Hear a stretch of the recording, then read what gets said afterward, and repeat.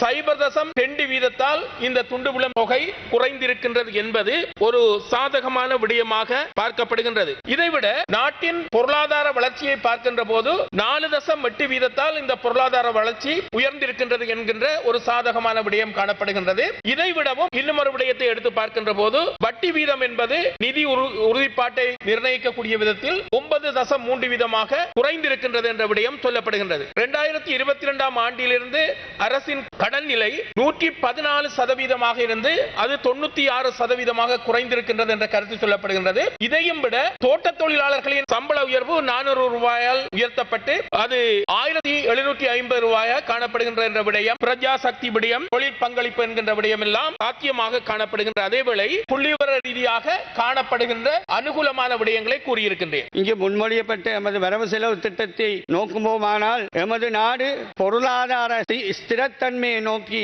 பயணித்து செல்வதை நாங்கள் காணக்கூடியதாக இருக்கின்றது. நாங்கள் இந்த நாட்டினை பொறுப்பெடுக்கும் பொழுது ஒரு விலங்கினுடைய வால்பகுதி எவ்வாறு கீழ் நோக்கி வளர்ந்து செல்கின்றதோ அந்த வகையிலே மறை 7% காணப்பட்ட இந்த பொருளாதார வளர்ச்சியானது மிகவும் விரைவாக வளர்ச்சி அடைந்து 4% அதாவது +4% உயர்ந்துள்ளது. முக்கியமான அர்ப்பணிப்புகளின் ஊடாகவே இவ்வகையான ஒரு நிலைமை நாங்கள் எட்டியிருக்கின்றோம். எமது டாலரின் கையிருப்பானது 6 பில்லியனை எட்டியிருக்கின்றது. அதேவேளை 1 டிரில்லியன் இலங்கை ரூபா நாட்டின் கையிருப்பில் இருக்கின்றது. இவ்வாறான ஒரு நிலை இந்த ஒரு வருடத்துக்குள்ளே எங்களுடைய நாட்டினை நாங்கள் அனைத்து விதமான ஊழல் மோசடிகளிலிருந்து மீட்டு வருகின்ற அதேவேளை பொருளாதார ஸ்திரத்தன்மையை எமது அரசாங்கம் பேணி வருகின்றது. 2617 மில்லியன் ரூபாவை நாங்கள் இவர்கள் கடந்த காலங்களிலே பெற்ற கடனுக்காக வட்டியையும் செலுத்திக் கொண்டிருக்கின்றோம். ஜனாதிபதி அவர்கள் இந்த நாட்டினுடைய வளர்ச்சிக்காகவும் அபிவிருத்திக்காகவும்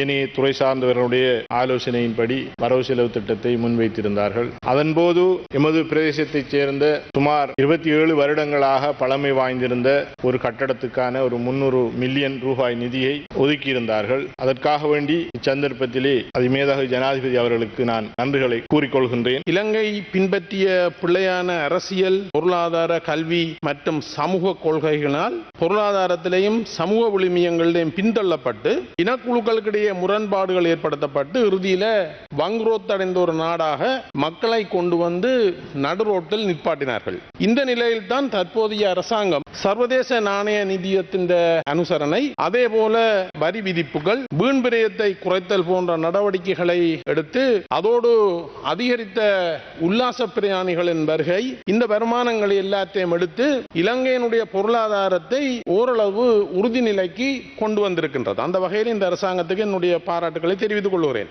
மனதில் வைத்துக் கொள்ளுங்கள், கல்முனையில், பொத்திவிலில் அல்லது நுவரெலியில் இருக்கின்ற சில்லற கடை ஒரு நாளைக்கு 1 லட்சம் ரூபாய் உங்களுக்கு பிசினஸ் நடந்தால் நீங்கள் வெட் ரெஜிஸ்ட்ரேஷன் செய்ய வேண்டும். 18% மக்களிடம் பெற்றுக்கொள்ள வேண்டும். அப்படி என்றால் 2500 ரூபாய்க்கு நாங்கள் டிக்கெட் எடுத்து கல்முனையிலிருந்து கொழும்புக்கு வருகின்றால் நாங்கள் 54 சீட்டுள்ள பஸ்ஸுக்கு ஒரு நாளைக்கு 1 லட்சம் வருகின்ற பொழுது வெட் ரெஜிஸ்டர் பண்ணினால் நாங்கள் 18% ஏறத்தாழ 500 ரூபாய் நாங்கள் மேலே அதிகமாக கட்ட வேண்டும். அன்று ஜீவன் அவர்கள் கூறினார் 10 ரூபாவை முடிந்தால் உயர்த்தி காட்டுமாறு.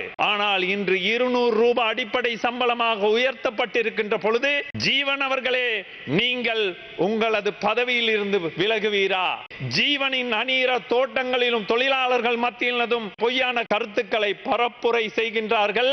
வருகை நாள் குறையுமானால் தோட்ட தொழிலாளர்களின் சம்பளம் அந்த 200 ரூபாய் கிடைக்காதாம். அதாவது பரம்பரை பொய்யர்களின் இறுதி பரம்பரை. பொய்யரின் பொய்யாக இது வரலாற்றில் பதியப்பட வேண்டும்.